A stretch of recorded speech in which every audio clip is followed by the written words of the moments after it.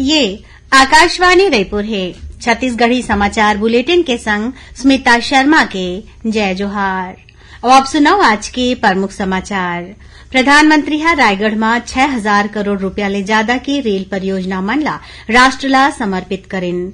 संगे संग छत्तीसगढ़ के 9 ठन जिला में बनैया क्रिटिकल केयर ब्लॉक के आधारशिला राखिन। प्रधानमंत्री ह कुंडातराई में भाजपा के विजय शंखनाद रैली ला संबोधित करत आरोप लगाइन कि छत्तीसगढ़ की कांग्रेस सरकार गरीब कल्याण के बजाय सिर्फ भ्रष्टाचार और घोटाला करे में लगे हवे। और छत्तीसगढ़ में आज लोक पर्व पोला पारंपरिक उत्साह के संग मनाए जावत थे। अब समाचार विस्तार ले। प्रधानमंत्री नरेंद्र मोदी हा कहिन कि आधुनिक विकास के संग गरीब कल्याण के भारतीय मॉडल के दुनिया भर में तारीफ होवत है। आज छत्तीसगढ़ के रायगढ़ में एक ठन कार्यक्रम में प्रधानमंत्री हा कहिन कि अमृत काल के अवैया 25 बछर में देश ला विकसित बनाना है।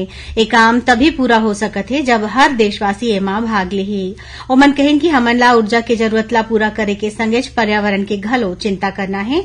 श्री मोदी हा कहिन कि केंद्र सरकार हा जौन दिशा में काम करत है ओखर ले देश के पर्यावरण के रक्षा होही और संगे संग वन संपदा ले खुशहाली के रद्दा घलो खुलही।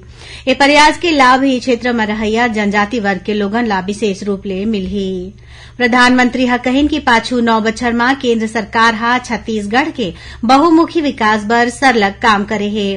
छत्तीसगढ़ हमर बर देश के विकास के पावर हाउस जैसन है और देश ला आगू बढ़ाए के तभी मौका मिली जब ओखर पावर हाउस अपन पूरा ताकत में काम करही।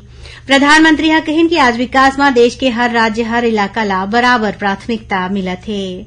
ये मौका में प्रधानमंत्री हा 6,400 करोड़ रुपया ले ज्यादा के रेल परियोजना मन ला राष्ट्र ला समर्पित करिन। एमा छत्तीसगढ़ पूर्व रेल परियोजना चरण 1 चांपा ले जमगा के बीच तीसरा रेल लाइन, पेंड्रा रोड ले अनूपपुर के बीच तीसरा रेल लाइन और तलाईपाली कोयला खदान ला एनटीपीसी लारा सुपर थर्मल पावर स्टेशन ले जोड़ने वाला परियोजना मेरी गो राउंड शामिल है। ये रेल परियोजना मन है क्षेत्र में यात्री मन के अवई जवई के संगे माल ढुलाई ला घलो सुविधाजनक बना के सामाजिक आर्थिक विकास ला गति दीही।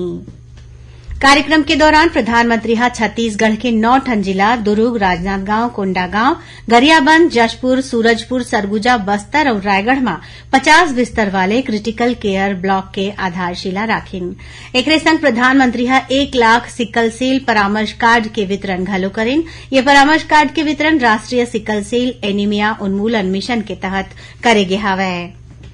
प्रधानमंत्री हा आज रायगढ़ के कोंडातराई में भारतीय जनता पार्टी डहाले आयोजित विजय शंखनाद रैली ला घलो संबोधित करिन। ये मौका में ओमन कहिन कि वंचित मन ला प्राथमिकता देना ही आज के भारत के प्राथमिकता हवै। ओमन कहिन कि केंद्र के भाजपा सरकार के प्रयास ले पाछू 5 बछर में 13 करोड़ ले ज्यादा लोगन गरीबी रेखा ले ऊपर आगे हवै। प्रधानमंत्री कहिन कि केंद्र के भाजपा सरकार छत्तीसगढ़ के विकास बर कोनो कसर नहीं छोड़त है। श्री मोदी हा आरोप लगाइन कि छत्तीसगढ़ के कांग्रेस सरकार गरीब कल्याण के बजाय सिर्फ भ्रष्टाचार और घोटाला करे में लगे है। ओमन कहिन कि राज्य के कांग्रेस सरकार के सेती केंद्र डहार ले लोगन के कल्याण बर चलाए जावत आने योजना जनता तक नहीं पहुंच पावत है। भारतीय जनता पार्टी की दूसरा परिवर्तन यात्रा के रथ काली जशपुर ले रवाना होही। मां रानी खुड़िया देवी के पूजा अर्चना के बाद पार्टी के राष्ट्रीय अध्यक्ष जेपी नड्डा हा ये रथ ला हरा झंडा दिखाही। विधानसभा में नेता प्रतिपक्ष नारायण चंदेल हा ये यात्रा के अगुवाई करही। उन्हें पूर्व सांसद रामविचार नेताम के अलावा मोतीलाल साहू और प्रदेश प्रवक्ता अनुराग सिंह देवला एक संयोजक बनाए गे हवै। रायपुर के कुशाभाऊ ठाकरे परिसर प्रदेश कार्यालय ले आज सांसद सुनील सोनी और पूर्व मंत्री बृजमोहन अग्रवाल हा ये रथ ला जशपुर बर रवाना करीन। जशपुर ले शुरू होइया भाजपा के परिवर्तन यात्रा 2 संभाग के 14 ठन जिला के 39 विधानसभा क्षेत्र तक पहुंची। ये दौरान हर विधानसभा क्षेत्र में आम सभा घलो होही। खबर के मुताबिक भाजपा के परिवर्तन यात्रा के पहला चरण बीते 12 सितंबर के दंतेवाड़ा ले शुरू हुए है। छत्तीसगढ़ी समाचार बुलेटिन आप मन आकाशवाणी रायपुर ले सुनत हो। छत्तीसगढ़ के खबर ले है आपके वास्ता और खबर के विश्वसनीयता ले है हमार वास्ता। आकाशवाणी समाचार रायपुर के प्रादेशिक समाचार बुलेटिन के संगे संग हमार समसामयिक कार्यक्रम आप रेडियो के संग अपन मोबाइल में घलो सुन सकत हो। आकाशवाणी समाचार फेसबुक, ट्विटर और यूट्यूब में घलो हावय। हमार फेसबुक पेज हरे Chhattisgarh news on AIR, Twitter handle CGAIR news और हमार यूट्यूब चैनल हरे छत्तीसगढ़ AIR न्यूज। तो अब रेडियो के संगे संग आपके मोबाइल के माध्यम ले हम आप तक पहुंचत हन। छत्तीसगढ़ के हर खबर पर सुनत रहो आकाशवाणी समाचार। अब आगू बढ़बो बाचे समाचार कोती। आकांक्षी जिला नारायणपुरला जल जीवन सर्वेक्षण में उत्कृष्ट काम बर केंद्रीय जल शक्ति मंत्रालय हा सम्मानित करे हे। ये उपलब्धि में मुख्यमंत्री भूपेश बघेल हा नारायणपुर के लोगन ला बधाई दीन है। खबर के मुताबिक केंद्र सरकार डहाले जल जीवन सर्वेक्षण 1 अक्टूबर 2022 ले 30 जून 2023 तक कराएगीस। एमा आकांक्षी जिला के अंतर्गत नारायणपुर जिला के कामला सुघर पाएगीस। ये जिला बर जल जीवन मिशन 30,000 ले ज्यादा परिवार तक पिए के साफ पानी पहुंचाए के लक्ष्य राखे रहीस। एमा 18,000 ले ज्यादा घर ला नल कनेक्शन दे जा चुके हैं। 14 ठन गांव ऐसन है जिहां 100% परिवार ला ये सुविधा देगे है। जल जीवन मिशन के संचालक आलोक कटियार हा बताएं कि वर्तमान स्थिति में राज्य में औसतन रोजाना 7,000 नल कनेक्शन दे जावत थे। अभी तक 60% घर में जल आपूर्ति होवत है। बीते 21 अगस्त ले जारी छत्तीसगढ़ हेल्थ फेडरेशन के प्रदेश स्तरीय हड़ताल स्थगित हो गए है। फेडरेशन के प्रतिनिधि मंडल हा काली रायपुर में मुख्यमंत्री भूपेश बघेल ले मुलाकात के दौरान ये जानकारी दीन और ओमन ला अपन मांग ले जुड़े ज्ञापन घलोक सौंपीन। मुख्यमंत्री हा उखर मांग पर विचार करे के आश्वासन दीन। छत्तीसगढ़ के लोक पर्व पोरा आज प्रदेश भर में पारंपरिक उल्लास के संग मनाए जावत है। मौका में किसान मन हा बने फसल के कामना के संग हल और अपन बैला मन के पूजा पाठ करिन। संगे संग ठिठरी, खुरमी, चिला जैसन पारंपरिक छत्तीसगढ़ व्यंजन के भोग लगाइन। पोला तिहार कृषि संस्कृति में पशुधन के महत्ता ला बताथे। आज रायपुर संग्रह प्रदेश के ग्रामीण क्षेत्र में ये पर्व धूमधाम ले मनाए जावत है। लइका मन हा माटी ले बने बैला और दूसर खिलौना के मजा लेवत है।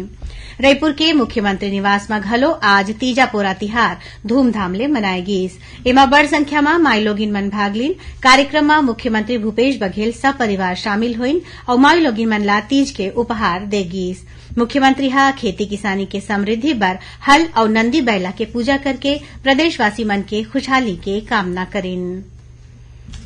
देश भर में आज हिंदी दिवस मनाए जावत है। 14 सितंबर 1949 के संविधान सभा हा हिंदी भाखा ला देश के आधिकारिक भाखा के रूप में अपनाए रहीस। भारत के ज्यादातर जगह में हिंदी बोले जाते तेखर सेती हिंदी ला राजभाषा बनाए के फैसला लेगीस। हिंदी हा दुनिया में व्यापक रूप ले बोले जाने वाला भाखा में शामिल है और 52 करोड़ ले ज्यादा लोगन के पहली भाखा हवय। प्रधानमंत्री नरेंद्र मोदी हा हिंदी दिवस के मौका में देशवासी मन ला बधाई दीन है। एक ठन सोशल मीडिया पोस्ट में श्री मोदी हा आशा जताइन कि हिंदी भाखा राष्ट्रीय एकता और सद्भावना के सूत्र ला मजबूत करही। वहीं छत्तीसगढ़ के मुख्यमंत्री भूपेश बघेल हा अपन शुभकामना संदेश में कहिन कि राजभाषा हिंदी बहुत समृद्ध और जीवंत भाषा है। एखर लिपि देवनागरी हा विश्व के सबले पुराना और वैज्ञानिक लिपि मन में हवय। छत्तीसगढ़ संस्कृत विद्या मंडलम ला राष्ट्रीय मुक्त विद्यालय शिक्षा संस्थान ले मान्यता मिल गई है। इस संस्थान ले पढ़ाई करैया विद्यार्थी मन ला अब राष्ट्रीय स्तर में सरकारी नौकरी पाए और संस्कृत के क्षेत्र में आगू पढ़ाई करे के मौका मिल सकी। छत्तीसगढ़ संस्कृत विद्या मंडलम के अध्यक्ष सुरेश कुमार शर्मा हा बताइन कि राष्ट्रीय मुक्त विद्यालय शिक्षा संस्थान में छत्तीसगढ़ संस्कृत विद्या मंडलम ला सेकेंडरी और सीनियर सेकेंडरी एजुकेशन बोर्ड के अधिकृत सूची में शामिल कर लेगी है। आखिर में प्रमुख समाचार एक गांव फेर। प्रधानमंत्री हा रायगढ़ में 6,000 करोड़ रुपया ले ज्यादा की रेल परियोजना मन ला राष्ट्र ला समर्पित करिन। संगे संग छत्तीसगढ़ के 9 ठन जिला में बनैया क्रिटिकल केयर ब्लॉक के आधारशिला राखिन। प्रधानमंत्री हा कोंडातराई में भाजपा के विजय शंखनाद रैली ला संबोधित करत आरोप लगाइन कि छत्तीसगढ़ के कांग्रेस सरकार गरीब कल्याण के बजाय सिर्फ भ्रष्टाचार और घोटाला करे में लगे हवय। और छत्तीसगढ़ में आज लोक पर्व पोला पारंपरिक उत्साह के संग मनाए जावत है। एकरे संग छत्तीसगढ़ी समाचार बुलेटिन इहे सिरावत है। जय जोहार।